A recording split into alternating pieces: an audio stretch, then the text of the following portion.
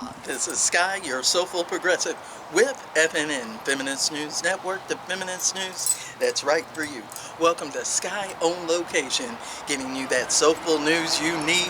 Yes, indeed.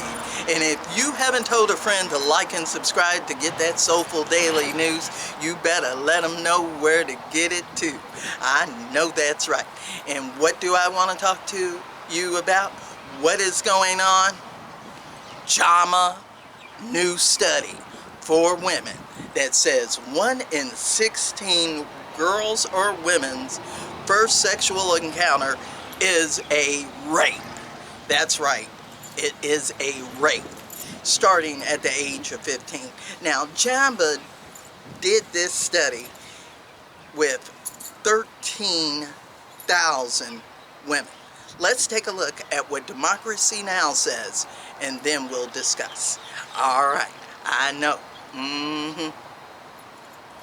A new study reveals the first sexual experience for 1 out of every 16 women and girls in the U.S. is rape.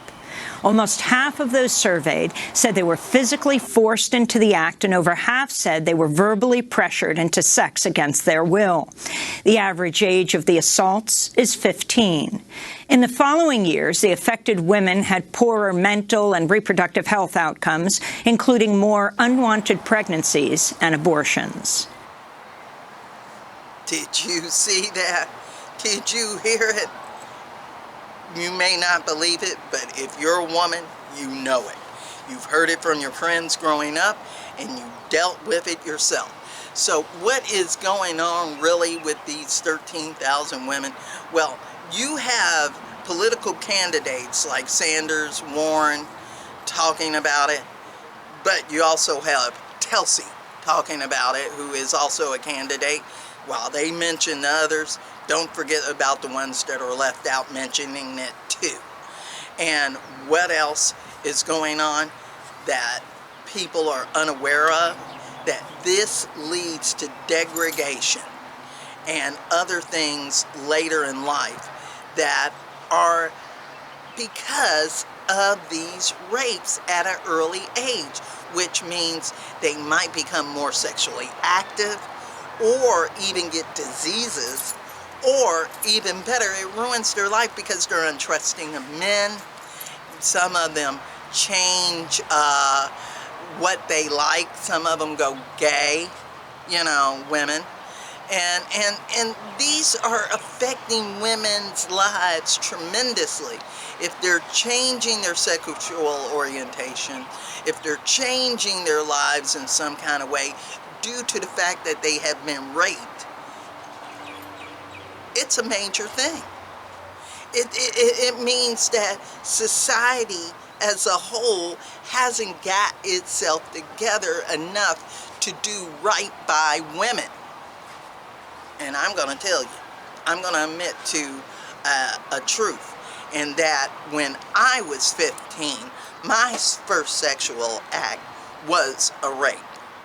I was invited into somebody's house that my grandma told me not to go into, and my bad ass did it, and she knew what was going to happen, and it did.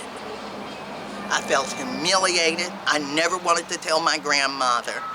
It was a horrible scene because I got tied up with rope. It wasn't a happy rape at all. There's no such thing. They're all bad. No rape is good. And did it affect me later in life? Sure it did. And did I have some... Shh, Bubba. Did it affect me later in life? Sure it did. And it affects a lot of other women too. And if you agree with me that this study is a profound study that needs to have everyone reading, understanding, and doing something about it, starting now, 100 million women rising, or women rising. Yeah, these are the types of things that make us know we must believe the survivors. Hashtag me too. And if you agree with that, you know what to do. Leave comments below and let me know at FeministNewsN FNN-Feminist@gmail.com. Don't forget to like and subscribe to the YouTube channel and the Facebook page. And remember, I'm that Soulful Progressive one on Twitter. Alright, and got that rant of the day on Blogger. Remember, in this era of hate, you must participate, because if you don't, there's going to be more women victims all over the place. Now, let's get it together and set it right. Alright. Now, thanks for watching. Thanks for joining. And if you know someone, please help them get help. Or jail the perpetrator. Alright. Peace.